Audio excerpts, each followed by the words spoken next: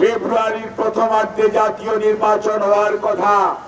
আমরা আশান্বিত, আমরা বুঝতে চাই, বিশ্বাস করতে চাই সত্যি সত্যি এই সরকার ফেব্রুয়ারির নির্বাচন মধ্যভাগের মধ্যে যেটি হবে সেটি করতে অবশ্যই আগ্রহী। এই বিশ্বাস আমরা ধরে রাখতে চাই।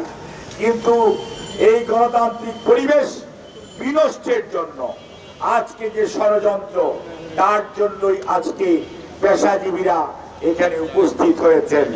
আমরা মনে করি, আমরা দ্ব্যর্থহীন ভাষায় বলে দিতে চাই, ষড়যন্ত্র করে কেউ 42 সন পর্যন্ত ক্ষমতায় থাকতে পারেন নাই।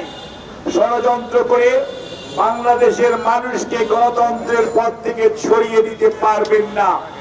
ষড়যন্ত্র করে কেউ আগামী দিনে চোরাপথে ক্ষমতায় আসার ষড়যন্ত্র করছেন, চিন্তা করছেন, সেটিও ইনশাআল্লাহ গণতন্ত্রকামী মানুষ হতে দেবে না।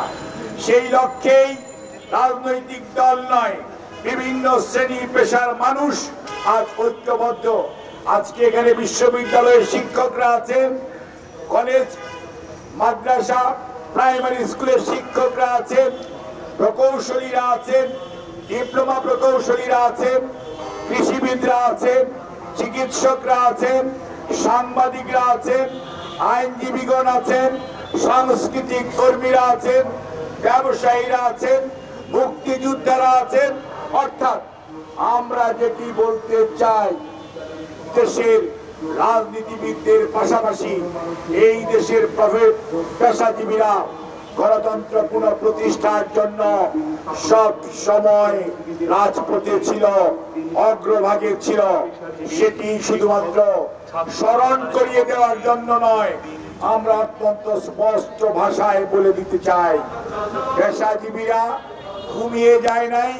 পেশাজীবীরা রাজপথ থেকে দূরে নিজের পেশা নিয়ে ব্যস্ত আছে, কিন্তু রাজনৈতিক সচেতনতা একটু কমতি নেই। কাজেই কোনোভাবেই গণতন্ত্র নিয়ে ছিনিমিনি না খেলে দ্রুততম সময়ের মধ্যে জনগণের অধিকার ফিরিয়ে দেন। জনগণ যাদেরকে ভালো মনে করবে, তাদেরকে দায়িত্ব দিবে, তারা দেশ পরিচালনার দায়িত্ব পাবে, দায়িত্ব নিয়ে দেশ পরিচালনা করবে এবং সকল অন্যায় অবিচারের বিরুদ্ধে রুখে দাঁড়ানোর জন্যই আজকে রাজনৈতিক শিষ্টাচার বহির্ভূত কার্যক্রম যারা করছেন, তাদেরকেও আমরা অত্যন্ত স্পষ্ট ভাষায় বলতে চাই, আপনারা দেয়ালের লিখন পড়তে শিখুন, আয়নায় নিজেদের চেহারা দেখুন।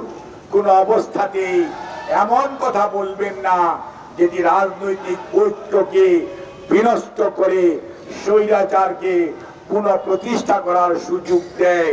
সেই লক্ষ্যে সবাই সাবধান থাকবেন।